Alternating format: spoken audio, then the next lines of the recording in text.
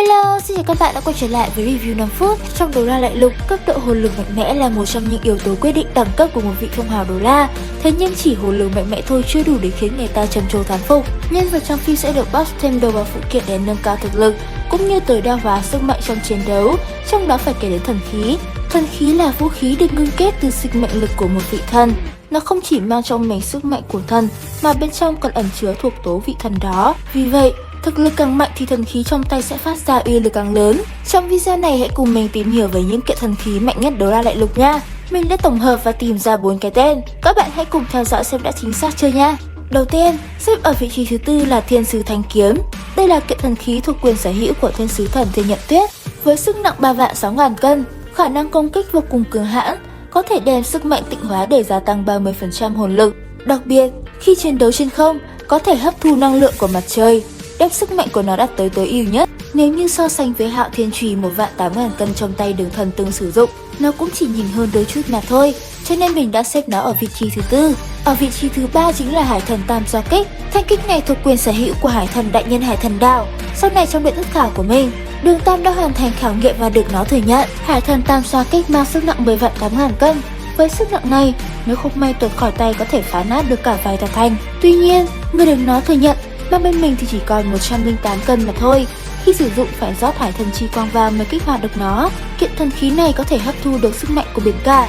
Nếu chiến đấu trong đại hải sẽ phát huy được hết thảy công dụng của nó. Hải Thần Tam Xoa Kích mạnh nhất khi sử dụng tần kỹ Hoàng Kim Thập Tam Kích.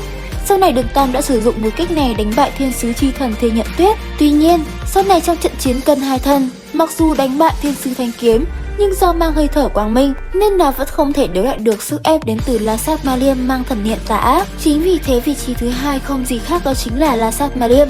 Thần khí này thuộc quyền sở hữu của Giáo Hoàng Vũ Hồn Điện La Sát Thần Vi Bỉ Đông. La Sát Ma Liêm toàn thân màu tím đen, được dung hợp bởi 9 chuôi liêm đao, xung quanh ẩn chứa vô số ma văn mang thần niệm tà ác.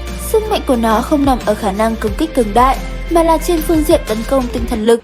Ác niệm mà nó sở hữu thậm chí còn khiến linh hồn bị mất đi lý trí, biến tâm trí người sử dụng nó biến đổi theo phương hướng chết chóc và tà ác. Chính bởi kiện thần khí này, Đường Tam đã bại dưới tay Vi Bỉ Đông.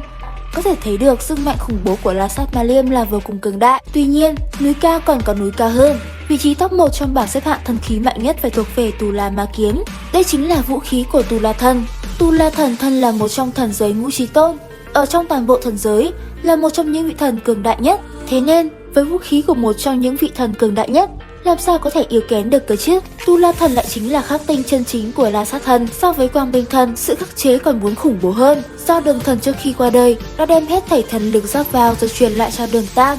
Vì thế sau này Đường Tam đã có thêm một lựa chọn để trở thành Tu La Thần. Tu La Ma Kiếm này mang trong mình một hơi thở chết chóc không gì sánh được, nhưng khác với La Sát Ma Liêm mang hơi thở chết chóc cùng sự tà ác, Tu La Ma Kiếm lại mang tới một hơi thở quang minh và thuần khiết. Chính vì thế, kiện thần khí này mới mang trong mình một luồng sức mạnh có thể nắm giữ hết thảy sinh mệnh trong thiên địa nhân gian. Trong trận chiến cuối cùng, bằng vào Tu La Ma Kiếm, Đường Tam đã một kích lấy mạng của La Sát Thần Vi Bỉ Đông, khiến nàng rời xa nhân thế. Có thể thấy được sức mạnh của Tu La Ma Kiếm mạnh mẽ đến nhường nào phải không các bạn?